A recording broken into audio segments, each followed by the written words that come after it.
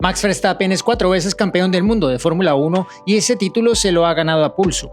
Sellar el título a falta de 2 carreras para el final es de nuevo una señal favorable de la temporada de Verstappen, aunque los totales de puntos y la columna de victorias especialmente no muestran las mismas cifras que en años anteriores. Una temporada que insinuaba un dominio total de Red Bull con la forma de Verstappen a principios de año acabó necesitando un gran esfuerzo para conseguir el título.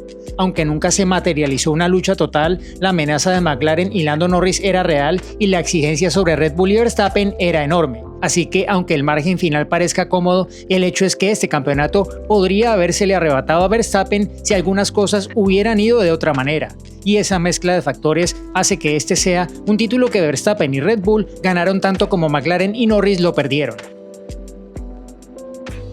Que Verstappen cerrara el título antes de que terminara la temporada no habría sido ninguna sorpresa en abril, cuando un fin de semana dominante en el Gran Premio de China supuso 4 victorias en carrera y un sprint en los primeros 5 eventos. Las cosas han sido diferentes desde entonces. Desde la siguiente carrera en Miami, Verstappen ha sido quien más puntos ha marcado, pero Norris se le ha acercado, y desde el parón veraniego está por detrás del piloto de McLaren. McLaren y Red Bull han seguido trayectorias muy distintas. Verstappen dominó a principios de año, ya que Red Bull hizo exactamente lo que McLaren temía. Se aprovechó de su dominante 2023, que le permitió frenar el desarrollo en la segunda mitad de ese año para enfocar su esfuerzo en su coche de 2024, alzando de nuevo el listón. McLaren, por el contrario, tuvo que esperar hasta la sexta ronda para poner todo lo que quería en su coche de 2024, y en realidad no pudo acelerar el proceso porque la mejora de Miami fue la suma de una adquisición gradual de conocimientos durante el invierno e incluso durante el inicio de la temporada. Eso le costó terreno a Norris desde el principio, e incluso cuando McLaren dio un paso adelante, tardó un tiempo en empezar a dar realmente sus frutos. Estuvo codo a codo con Red Bull durante la mitad del año, con Ferrari y Mercedes intercalándose, y fue justo antes de las vacaciones de verano cuando McLaren empezó a tener el mejor coche en general. Ha habido fines de semana destacados de dominio de McLaren como Hungría, Zandvoort y Singapur, pero era muy difícil ganar tanto terreno a un piloto de la calidad de Verstappen, incluso si Norris y McLaren hicieran un trabajo perfecto, cosa que no hicieron, como explicaremos en breve. En última instancia, esa primera racha de carreras le dio a Verstappen un precioso respiro cuando las cosas se pusieron difíciles. Cuando la lucha aún parecía tensa, Verstappen recordaba con pesar su abandono en el Gran Premio de Australia. Dijo que era muy doloroso haber perdido allí 25 puntos, dado lo fuertes que estaban en ese momento. Pero el abandono de Melbourne se produjo en un momento en el que McLaren aún no estaba preparado para ganar, ya que Norris solo era tercero por detrás de los 2 Ferrari y al final no ha importado, mientras que los puntos que Verstappen sí ganó al principio resultaron ser cruciales. Norris admite que es un hecho que él y McLaren no han aprovechado todas sus oportunidades este año, aunque no está de acuerdo con la percepción que algunos tienen sobre lo derrochadores de puntos que han sido. Sin embargo, una diferencia clave entre Verstappen y Norris es el gran número de veces que se puede decir que no ganaron una carrera que podrían haber ganado. Hablaremos de la tasa de aciertos de Verstappen dentro de un momento. Si hubo un tema común en las oportunidades perdidas de Norris fue el de no convertir sus grandes actuaciones en clasificación, ni siquiera en mantener el liderato en la primera curva. Solo 2 de las 3 victorias de Norris en carrera hasta ahora se han conseguido desde sus 7 pole positions. Esos son 5 oportunidades perdidas muy evidentes. Perdió terreno crítico en la salida que le impidió ganar en España y Hungría, aunque Norris considera que sus salidas no fueron realmente tan malas en esas carreras. Norris también se vio superado en la salida sobre mojado en Brasil. Incluso cuando ha mantenido el liderato en la salida, Norris ha sido a menudo demasiado blando después de eso. Fue superado por su compañero de equipo Oscar Piastri en la primera vuelta en Italia y fue demasiado ingenuo en la primera curva en Estados Unidos, dando a Verstappen la oportunidad de intimidarle y llevarlo fuera de la pista. La proporción de poles ganadas ni siquiera tiene en cuenta las oportunidades que Norris tuvo de ganar carreras en las que no salió desde la pole, como Canadá y Gran Bretaña, 2 carreras en las que titubeos estratégicos en condiciones mixtas costaron caro a McLaren y Norris. Otros errores también han contribuido a la pérdida de puntos, como la salida de pista en la primera curva de Spa o el error en la reanudación en Brasil. La falta ocasional de agudeza de McLaren en la parte delantera, no siempre se mostrara tan implacable como debía, acabaron por poner de manifiesto la inexperiencia que él y esta versión de McLaren tienen en las luchas por el título. También refleja que se encontraron en una posible batalla por el título antes de lo esperado y que esta vez no estaban preparados para ello.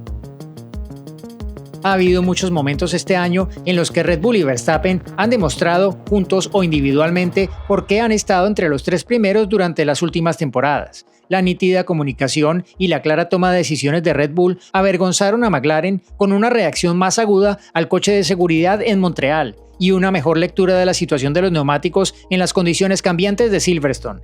No siempre ha sido perfecto. Las paradas en boxes inusualmente lentas y las decisiones estratégicas erróneas han dejado a Verstappen muy frustrado en ocasiones, sobre todo en Hungría, pero Red Bull ha manejado por lo general a la perfección las situaciones críticas. Verstappen ha perdido puntos este año y ha tenido algún que otro desliz de control, pero siguen siendo valiosas excepciones. Ha sido, en una palabra, implacable. A veces, eso se ha traducido en algunas victorias muy significativas, como la forma en que soportó una enorme presión para ganar en Imola y en España, estuvo impecable en Canadá o tuvo una gran actuación en mojado en Brasil. Y esas victorias en Canadá y España en junio parecen especialmente importantes, dado que fueron directamente a costa de Norris. Se trata de una diferencia de 28 puntos que tuvo un enorme impacto en la ventaja de Verstappen en el campeonato y que mantuvo a Norris a una gran distancia. Si hubiera sido al revés, la segunda mitad de la temporada habría tenido un contexto muy diferente.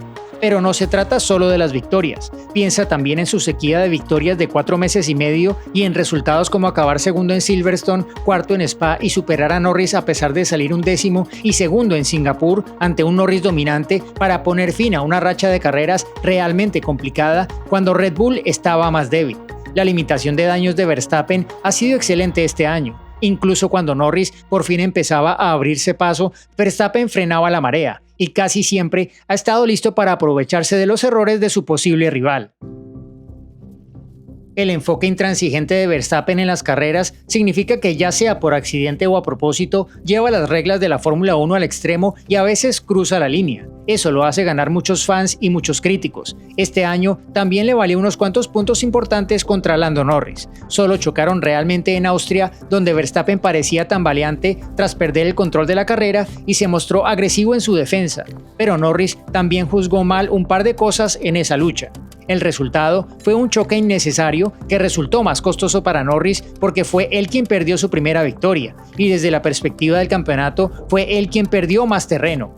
Un 0 para Norris significó que mientras Verstappen perdía una victoria o al menos un podio garantizado, reforzaba su posición en el campeonato. Luego vinieron los polémicos enfrentamientos rueda a rueda en Estados Unidos y México. En Austin, Verstappen forzó a Norris a irse largo en la primera curva con un movimiento agresivo y al límite ante el que Norris no debería haberse mostrado vulnerable. Más tarde en la carrera, después de una excelente defensa vuelta tras vuelta, Verstappen realizó otro movimiento al límite en defensa que quedó impune, y Norris, que ingenuamente siguió intentando adelantar a Verstappen por el exterior, recibió una penalización por adelantar fuera de la pista.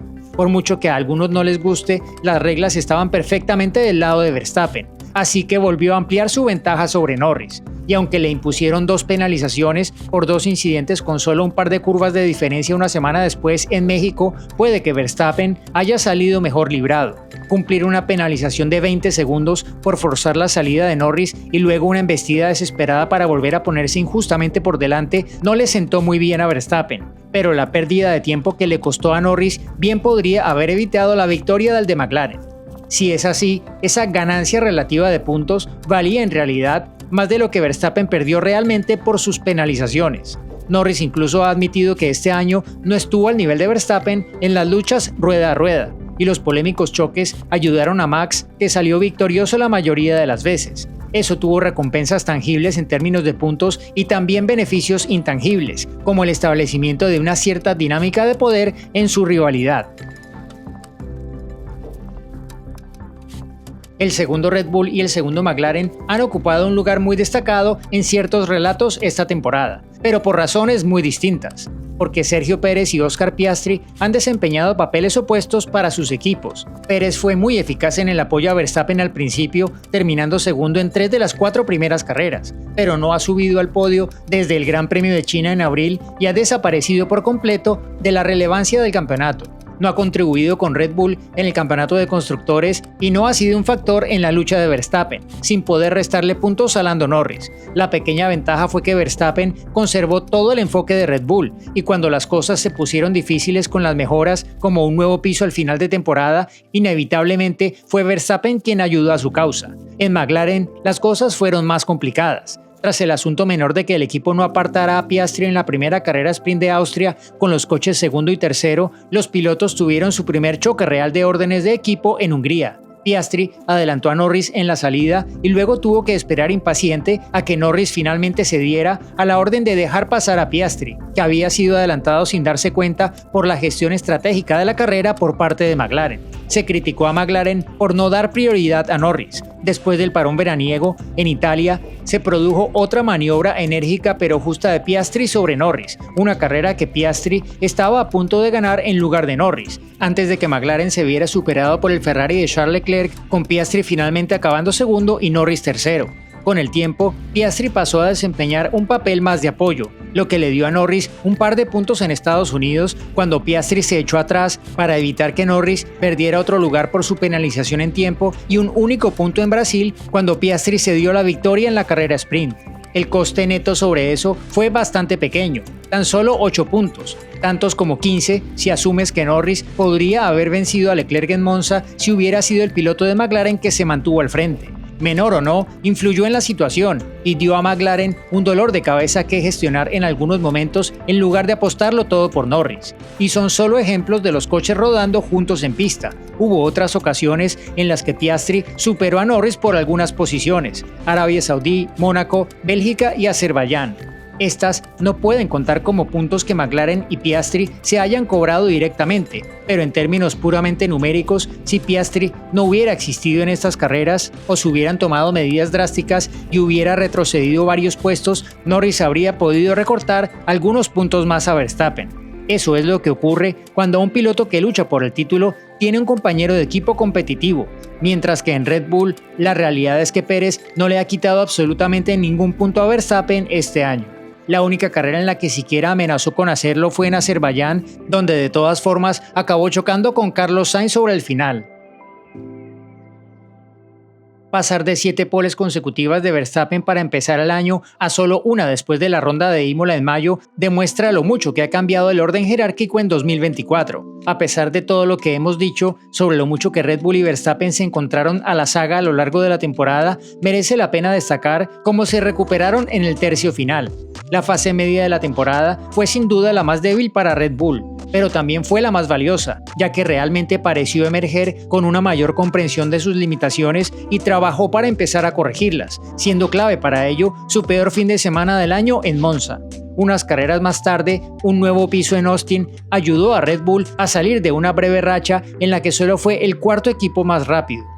Como era de esperar, Verstappen lo aprovechó. Red Bull seguía sin tener el coche más rápido, pero volvía a estar más cerca y Verstappen al menos podía luchar más a menudo. Fue en la parte final del año cuando Red Bull también trató de poner al descubierto varios métodos potencialmente ilegales que los equipos rivales habían utilizado para robarles terreno, incluyendo alas flexibles, supuestos trucos de refrigeración de neumáticos y abuso de las normas del tablón bajo el piso para rodar más bajo. Se informó de varios asuntos a la FIA en lo que pareció una muestra a Verstappen de que estaban haciendo todo lo posible por apoyarle, y Red Bull tiene la sensación de haber podido frenar un poco a sus rivales. Solo unos pocos saben realmente la respuesta a eso, pero no se puede negar que Verstappen al menos fue capaz de sellar el título con cierta comodidad en lugar de cojear hacia este. No sentenció oficialmente el campeonato en Brasil, pero lo ganó efectivamente allí con un gran pilotaje desde la parte trasera de la parrilla en mojado que cambió completamente el guión. Parecía que Norris estaba rumbo a conseguir una gran victoria, pero Verstappen acabó casi ganando el título, algo que sentenció en la siguiente carrera en Las Vegas. Volver a estar en condiciones de hacerlo es un testimonio de la tenacidad de Red Bull y de la robustez mental y habilidad de su recién coronado 4 veces campeón del mundo.